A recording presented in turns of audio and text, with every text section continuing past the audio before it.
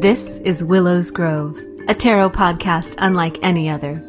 Here, we get back to basics for beginners and those who want to refresh their knowledge of the cards, starting at the very beginning. Hello, world. Welcome to Willow's Grove, where we will be breaking down the dynamics of each tarot card in the deck, one by one, starting with the Fool's card. I'm your host, Elle. And I'm your host, Serena.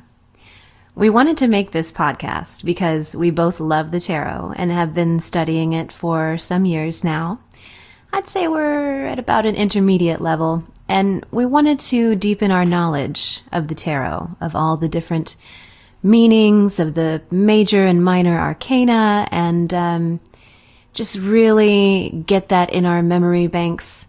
However, when we searched for podcasts out there that would just straight up, no frills, give us the different meanings and interpretations of each card, there really weren't any that just got right to the point. A lot of extra blah, blah, blah. I agree. So we decided we'll make one ourselves. So the plan of this podcast is for each episode to be dedicated to the imagery, the history, and any possible interpretations of the tarot deck cards. In the beginning, we'll start with the Fool. We'll work our way through the major arcana, then the minor arcana after that. But today's episode is a little special because we're going to be working with the history of the tarot deck first before we break down the Fool. Well, that's actually a little bit of a tease because no one knows for sure where tarot cards first originated. There are theories that the Romani people, who used to be known as gypsies because folks thought that they came from Egypt, when actually through linguistic analysis we now know that they came from northern India. Anyway, little tangent there. They brought the cards to Europe with them. That's one theory. There's another theory that the cards originated in Egypt, in the Library of Alexandria, which, as some of you probably know, burned down. Yeah. There are theories that they came from the Celtic bard tradition, and also theories that crusaders brought them back from the Middle East. We may never know for sure where the tarot originated, but we do know that the earliest preserved deck comes from 14th century Italy, and that the cards were used as an actual game called Trionfi. How's my Italian? No, don't answer that. Don't answer that. Okay.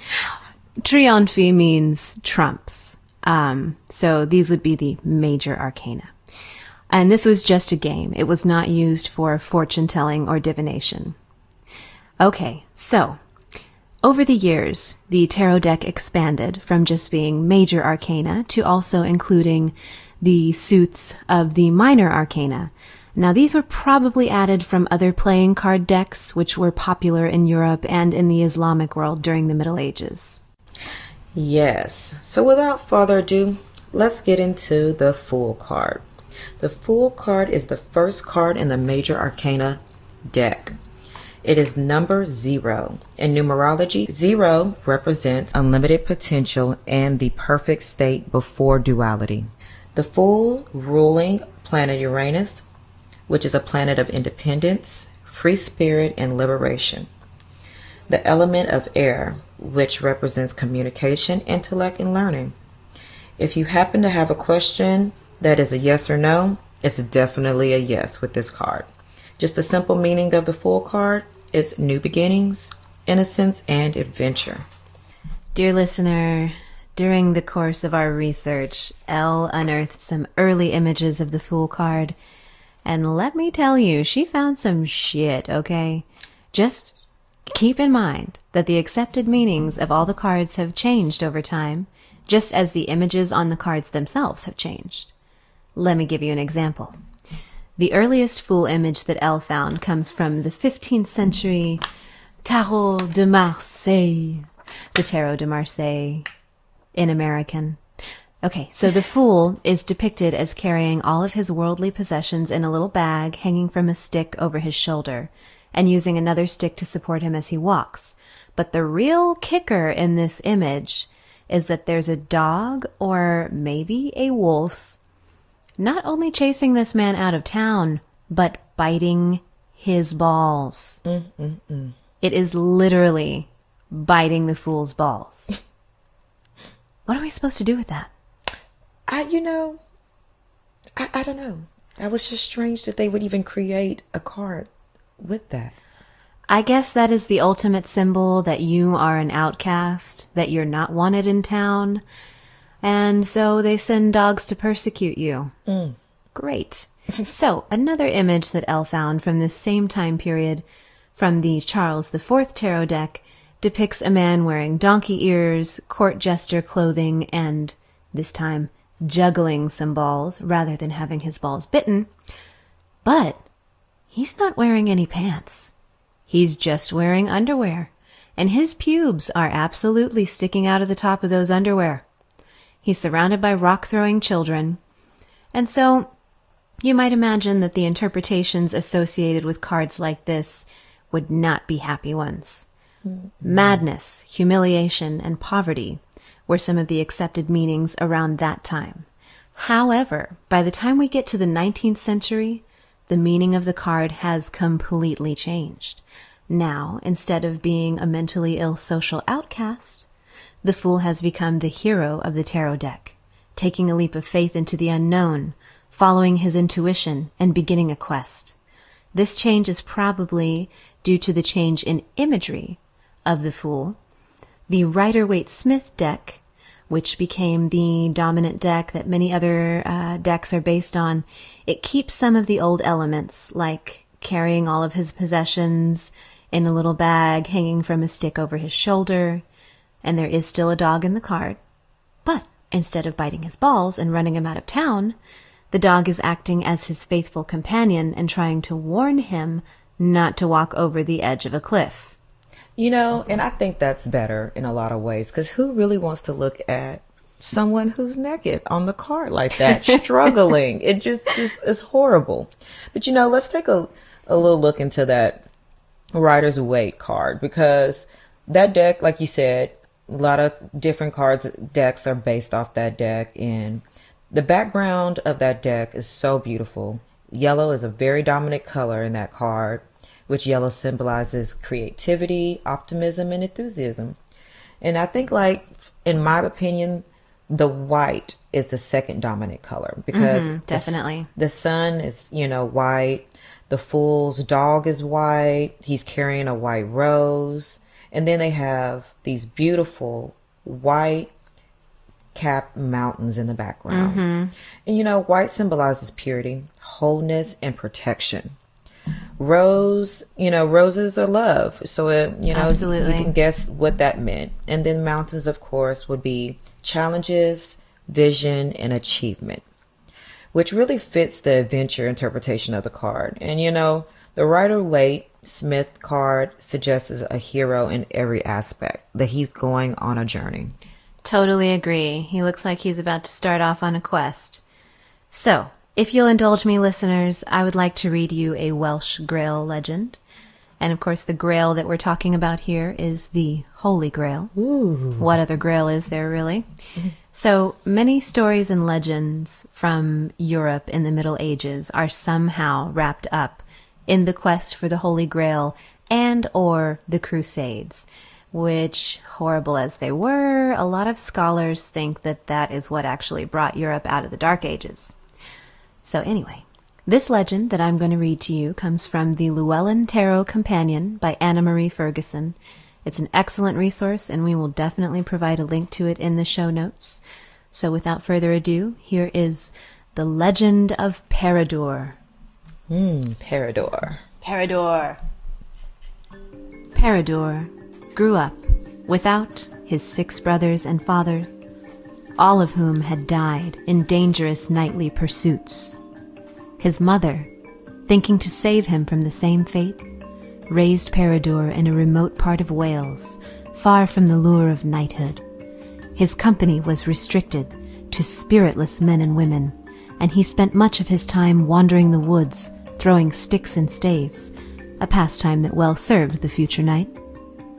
He was athletic, with speed enough to herd hinds, which he once drove home to his mother, thinking them goats who had lost their horns in the wild. Young Peredur suffered an arrested development. in his sheltered upbringing. He was thrilled to see a small band of knights travel through the woods one day, and when he asked his mother what sort of creatures they were, she told him they were angels. However, Peridor later caught up to the riders and plagued Owain with unending questions as to the nature of a knight. With his imagination fired and heart set, Peridor confronted his mother with her lie and announced his plan to leave home for the life of arms. In the face of her worst fears, his mother swooned. Having chosen the strongest pony, Peridor set about making reins and trappings from twigs, and pressed a pack into a saddle, all in the fashion of a knight's accoutrement. Seeing that he could not be deterred, his mother advised him to seek out King Arthur and be made a knight, explaining that his followers were the best of men. She also advised him to attend church, eat well, aid distressed women, possess and then be generous with jewels, and seek the love of a fair, esteemed woman, as she would reflect well on him.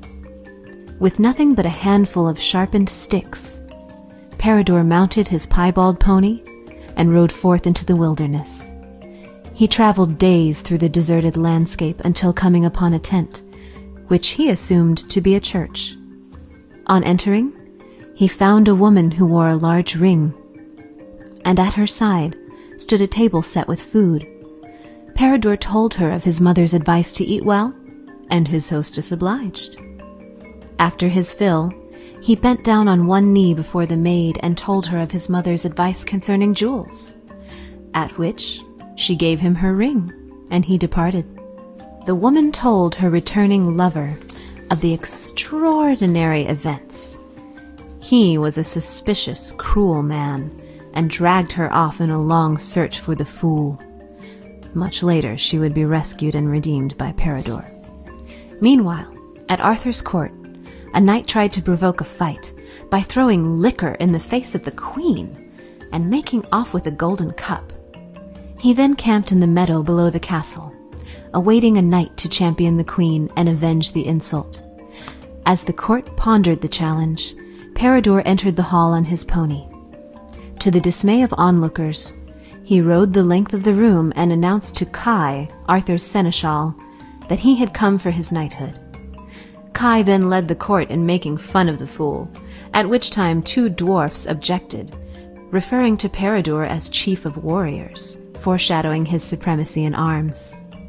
This only served to fuel Kai's anger, who then sent the innocent fool out to challenge the knight in the meadow, whom all others feared to fight. The knight strutted up and down the field, impressed with his own strength, and when insulted at the assumptions of the boy, gave him a forceful shot between the shoulders with the shaft of his spear. Peridor recovered and threw one of his forked sticks, which inflicted a serious head wound and brought a swift death. Fearing harm might come to the young fool, Owain left his fellow knights in the hall to find Peridor dragging the body of the dead knight about the field.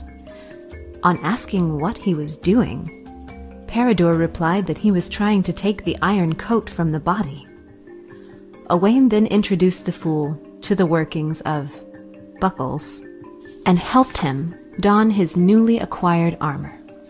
Peridor explained that he had no intention of returning to the court whilst Kai was still there, and he pledged to avenge the abuse of dwarfs in the future. He then gave the goblet to Owain and mounted the dead knight's horse to ride off into the wide world to earn his stripes, or spurs, as would be the mark of a medieval knight. Peridor later became one of the best knights to sit at the round table. The path ahead leads him to the Fisher King, lessons with his grail-guarding uncles, and failure. Love and battles await, as well as testings of sovereignty and many wonders, such as sheep of ever-changing color, a miraculous burning tree, and a chessboard with pieces that come to life and play of their own accord. After his early failure in the presence of the Grail, Peridor searches most of his life to find the Grail Castle a second time, and with it comes redemption. That sounds so pretty. You know, after listening to the story, I don't blame Parador's ass for not wanting to go back to King Arthur's court because Kai sounds like an asshole. Yeah, Kai just sounds like a straight up asshole making fun of dwarfs. What the hell? He's just rude. And you know, when you listen to the story, it's very clear that if Parador had been wise and familiar with the ways of the world, he would not have succeeded the way he did. You know, for example, him just walking into some lady's tent and asking her for things, that's just crazy. Like, anybody with street sense would not have done that. You know, you don't just go into someone's house, ask them for food, and they give it to you. Ask them for jewels, and she just gives him a ring. On her part, I feel like she kind of wasn't very bright herself. Like, yeah, like, why do you think she did that? Just gave him what he asked for. Was she just, like, impressed with his audacity? Or she had to have been impressed with his audacity. And he had to have been good looking or something for her to just... Okay, he had to be good looking or he would have been dead a few times over by the time we get to the end of this story. Right. Reading between the lines, everybody. But, you know what else? Maybe she was just impressed with his innocence. Because, you know, you get a vibe from people. Yeah. And Parador was truly just an innocent person. So maybe that's why she gave him her ring and food and stuff. Right. So, yeah. And obviously he is someone who's just acting on pure instinct and mama's advice. But mostly pure instinct and just going for it. Like, his instincts are telling him loud and clear, Kai is a snake. The knight in the courtyard needs a beatdown, and the dwarves deserve to be treated with respect and dignity. But all these so-called, you know, elite, educated people of the court don't seem to be able to see that, even though it's pretty obvious to Parador, who is referred to as a fool several times throughout the story. And that's why we told it, because he represents perfectly the essence and energy of the fool. True. You know, and I don't think he knows, you know, he didn't know the reputation of the knights, you know, and, you know, he doesn't know to be afraid of them. Exactly. You know, he doesn't understand what was going on. And then, like, seriously, who goes and just throws liquors in a queen's face like that? Somebody who needs a beatdown. Yeah, that's Somebody bold. who needs to get killed by a forked stick from Parador. Seriously. All right, so we've been friends a long time, and we're both fantasy nerds, so this next analogy should surprise you not at all. This legend of Parador, and also just the interpretations and meanings of the Fool card, make me think of some of my favorite heroes from fantasy novels that go on epic quests, like Bilbo Baggins in The Hobbit, and then Frodo Baggins in The Lord of the Rings, and then Arya in Game of Thrones. I mean, lots of characters from Game of Thrones go on quests, but she's the only one that makes it back alive and actually lives to complete her quest, right? Because she was just a badass all the way around. But that's true, you know, and it goes to show that the fool's journey doesn't always end in victory, you know. But right now we're just kind of focusing on the beginning of the journey and what the card means on the first initial stages of the quest, you know. Exactly. And to me, the Fool card is absolutely all about beginnings. The beginning of the journey. Those first steps. You know, I got a quote in my head, and it's not going to let me rest until I let it escape my mouth. It's a dangerous business, Frodo. Going out your door, you step onto the road, and if you don't keep your feet, there's no knowing where you might be swept off to. Oh, I love that one. It is so true in so many ways. Just like Bilbo, you know, he was reluctant to go on his quest at first. But if Gandalf didn't have this like undying faith in his abilities, he wouldn't have never got that courage to just go into the unknown. Like, he literally went on a complete quest with strangers to fight a battle that had nothing to do with him. And his quest was definitely not all sunshine and rainbows. No. There were hard things. There were uncomfortable things. There were near-death experiences. But the point of the quest is not like, oh, you're in control of the result. Like, I'm only going on this quest if I get the gold. No. The point of the Fool is leap in the net will appear. Go for it. You don't know how it's going to end. Nope. That is so true. We better stop with the Shire because we can go all day. I know. We could do a whole other episode. We could do a whole other freaking podcast on the Shire folk. The Shire folk. Okay, dear listeners. So before we sign off, we want to leave you with just a brief summary of the possible interpretations of the Fool card. We found in our research and experience in really doing readings with the card that when it comes to the Fool, it's about new adventures, new jobs, new relationships, or even moving. If you're moving overseas or if you're just moving around town. Otherwise, strike out on your own. The card is not guaranteed a success, but rather an indication of whatever you want to complete. You should try to start that journey. Exactly. It's not a guarantee of success. It's not a prognostication of failure. It's unknown. A wise person once told me, there is no such thing as failure because you win or you learn. So take that leap. If you're at a crossroads or feel stuck, listen to your intuition and then go for it. Adventure awaits. Don't overthink it. Be open to taking a risk. I will add this caveat that I read in Skye Alexander's Modern Witchcraft Book of Tarot, which I absolutely love. It's a great book. If the reading is specifically about money or investments, don't be too trusting and do read the fine print.